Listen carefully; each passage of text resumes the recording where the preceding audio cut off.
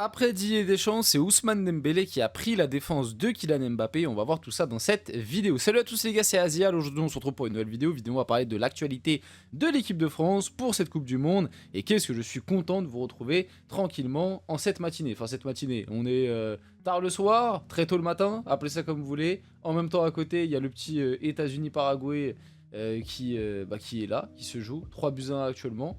Bon, pas de débrief, pas de vidéo là-dessus, parce que voilà, les donations sont un petit peu en dessous, je pense, médiatiquement parlant, et même, c'est pas des équipes qui me font triper, entre guillemets, pour en discuter, mais, vite fait, dire un petit mot, les États-Unis, c'est pas mal, hein. Vite fait, là, on parle là-dessus, les États-Unis, un peu comme la Corée du Sud, tu vois. Les États-Unis et la Corée du Sud, pour l'instant, c'est quand même deux nations qui, moi, personnellement, footballistiquement parlant, m'ont donné de bonnes impressions. Donc, à suivre. Mais le sujet de cette vidéo, c'est pas de parler des États-Unis, c'est pas de parler de tout ça, c'est de revenir sur les propos d'Ousmane Dembélé qui a pris la défense de Kylian Mbappé. Et comme je disais dans l'autre vidéo par rapport à Didier Deschamps, on voit très clairement que il y a pour moi un projet un peu reconquête, dans le sens où, même si, oula, attention, quand je dis ça, ça peut être très mal vu, notamment du côté de la politique, mais vous allez comprendre. Quand je dis ça, c'est dans le sens où, quand en l'espace de quelques temps, il y a autant d'acteurs de l'équipe de France qui prennent la parole pour défendre Mbappé ou alors pour redorer son image, c'est que moi je pense qu'il y a volonté du côté de l'équipe de France, peut-être de Mbappé, du groupe, de l'attaché de presse, dans les bureaux, etc., de calmer un petit peu les choses autour d'Mbappé. On a eu Lucas Hernandez, on a eu Ousmane Dembélé, on a eu Didier Deschamps. Je pense qu'ils veulent calmer les choses parce qu'il y a eu beaucoup de critiques ces derniers temps qui sont techniquement justifiées, hein, sur le niveau de jeu, sur ce qu'il produit sur le terrain, les zones de jeu où il est, et surtout le fait qu'avec Dembélé, ça a du mal à matcher en ce moment sur le terrain. Donc des critiques qui sont justifiées et qui sont intéressantes, des débats qui sont intéressants. Et ouais, autant de prises de parole pour calmer un peu la chose. Moi, je pense que c'était planifié, quoi. Bref, en tout cas, on va discuter un petit peu de tout ça dans cette vidéo. Bien évidemment, avant que la vidéo commence, n'hésitez pas à liker, commenter, partager, vous abonner. Ça fait toujours plaisir, ça aide pour le développement de la chaîne. N'hésitez pas aussi à activer la cloche des notifications, à booster les vidéos. Et nous, on va y aller dès maintenant, surtout que là, on va avoir des journées qui arrivent qui sont très chargées. Beaucoup de vidéos sur l'équipe de France, la Coupe du Monde, tout ça, vous connaissez. Bref, donc... Ousmane Dembélé prend la défense de son capitaine en bleu, Kylian Mbappé.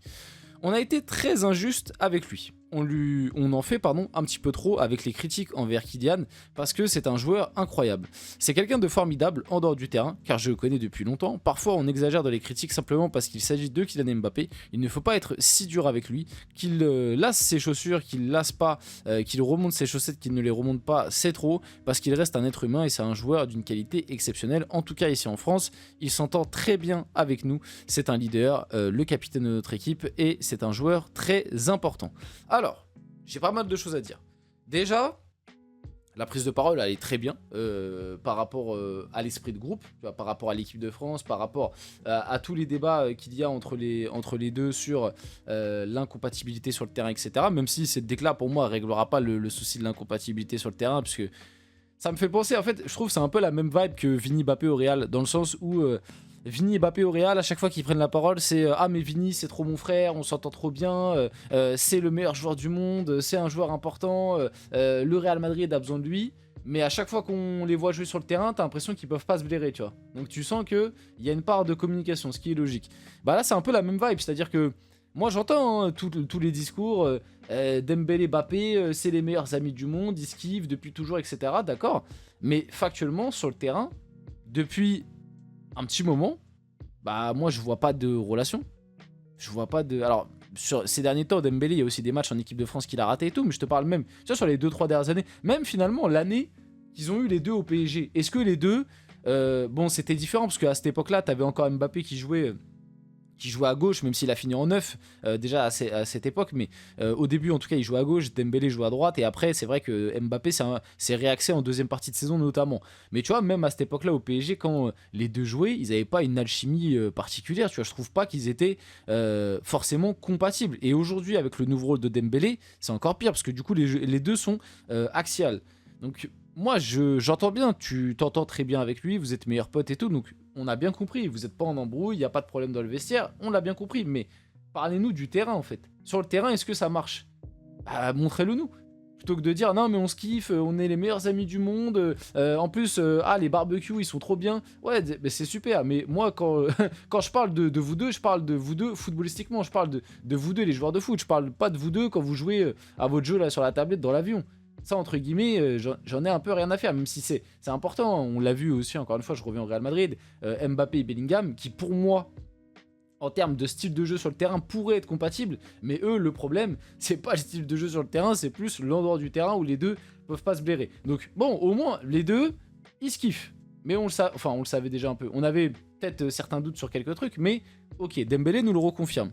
Et sur le côté critique, alors effectivement c'est Kylian Mbappé, des fois il y a des critiques, il y a des trucs, c'est sûrement abusé. Vous allez dire c'est sûrement abusé, et moi il n'y a pas de problème, je me mets dedans. Mais maintenant, moi j'estime qu'aujourd'hui, il y a tellement de... Comment dire? En fait, pour moi, les critiques sont à la hauteur des prises de parole et de la manière dont on valorise le joueur quand ça va. C'est-à-dire que Mbappé, c'est l'un des seuls joueurs aujourd'hui au monde, déjà qui est autant médiatisé, donc ça joue forcément quand tu es autant médiatisé, bah, la critique, t'as plus de critiques. Et aussi, c'est l'un des seuls joueurs, dès qu'il va faire un petit quelque chose de bien, on va directement dire meilleur joueur du monde. Donc en fait, c'est pour contrebalancer pour moi. Si Mbappé, il était vu par tout le monde comme étant aujourd'hui un très bon joueur de foot, mais pas à la table des plus grands. Mais moi, je vous assure qu'il y aurait beaucoup moins de critiques. Et aussi, il y a un autre aspect à prendre en compte, c'est que pour moi, pourquoi Mbappé est on va dire autant critiqué et autant ciblé, c'est que il a la boca. Non mais au bout d'un moment il faut le dire aussi. Moi ses prises de parole, son arrogance etc. Ça fait partie du personnage, mais c'est comme ça. Parce que tu peux avoir, comme j'ai toujours dit, tu peux avoir de l'arrogance positive, tu peux avoir même une forme d'égoïsme, mais un égoïsme positif pour l'ego du champion etc. Comme pouvait par exemple avoir CR7, mais même tu vois par exemple CR7, pendant très longtemps, et même encore aujourd'hui d'ailleurs par certains, même si maintenant ça s'est calmé parce que voilà c'est sur la fin, mais pendant très longtemps CR7 il était détesté par beaucoup de gens parce que justement CR7 il avait ce côté aussi un peu arrogant, égoïste. Et bah dites-vous qu'Mbappé, je trouve qu'il est 100 fois plus arrogant et égoïste que CR7. Donc rendez-vous compte un petit peu de la dinguerie. Et le pire c'est que il est 100 fois plus arrogant et égoïste que CR7 en ayant 10 fois moins d'accomplissement, tu vois. Donc en fait aujourd'hui quand tu prends le cumul, c'est un joueur qui parle beaucoup. C'est un joueur qui se met beaucoup en avant. C'est un joueur qui a beaucoup de privilèges, qui médiatiquement est beaucoup mis en avant dès qu'il réussit quelque chose. Bah automatiquement, quand tu vas être dans, entre guillemets, dans une période plus compliquée, bah tu vas recevoir le retour de bâton. En fait, c'est totalement logique. Je vous donne un exemple. Aujourd'hui, pourquoi Erling Haaland, quand il est mauvais, par exemple, il est beaucoup moins la cible des critiques que Kylian Mbappé? Bon, déjà, il y a l'aspect où il n'est pas français. Je pense que si Erling Haaland était français, on en parlerait beaucoup plus en France négativement quand il est mauvais. Mais bref, au-delà de ça, bah c'est simple, c'est que Haaland, vous l'avez déjà entendu être dans des problèmes. Vous avez déjà entendu Haaland être dans des problèmes, dans des polémiques, être en embrouille avec d'autres joueurs, réclamer ci, réclamer ça, vouloir jouer à tel poste, vouloir jouer ci, vouloir jouer ça. Vous avez déjà entendu Haaland créer des problèmes, faire des problèmes. Vous avez déjà entendu Haaland faire des déclarations où il dit moi je veux plus de responsabilités que ce soit ici ou ailleurs, pivot gang, bien manger, bien dormir, je suis le 4e attaquant du Real Madrid derrière Mastantuono et un tel, boude dès qu'il est sur le banc, quitte l'entraînement parce que Arbeloa allait le mettre sur le banc. Et là je vous cite que les trucs qui me viennent en tête, mais des trucs comme ça d'Mbappé je peux t'en citer mais 60, 70 sur les 3-4 dernières années, des dingueries comme ça qu'il a faites.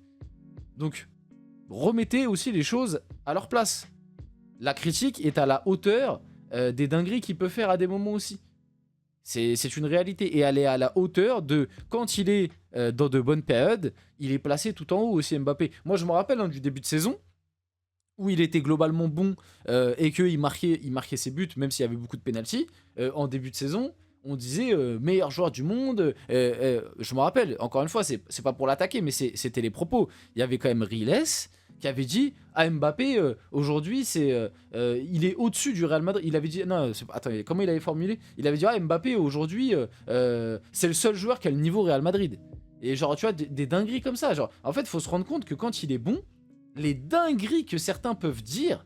Donc en fait, c'est logique que quand il est mauvais, Tu vois, c'est un effet domino, c'est réciproque. Comme il y a des dingueries qui sont dites quand il est bon, bah automatiquement il y a des dingueries qui vont être dites quand il est mauvais. Et moi je suis désolé, sur les dernières années, il est plus souvent mauvais, même très souvent mauvais, que bon. Les périodes où il est bon sur les dernières années, elles sont quand même très rares. Bref, voilà, c'était pour m'expliquer un peu par rapport à tout ça. On arrive du coup sur la fin de la vidéo, j'ai beaucoup parlé, je voulais passer d'autres trucs mais c'est pas grave, on le fera une prochaine fois. J'espère que la vidéo vous a plu, si c'est le cas n'hésitez pas à liker, commenter, partager et vous abonner les gars, c'était Azial et on se retrouve très rapidement pour une prochaine vidéo.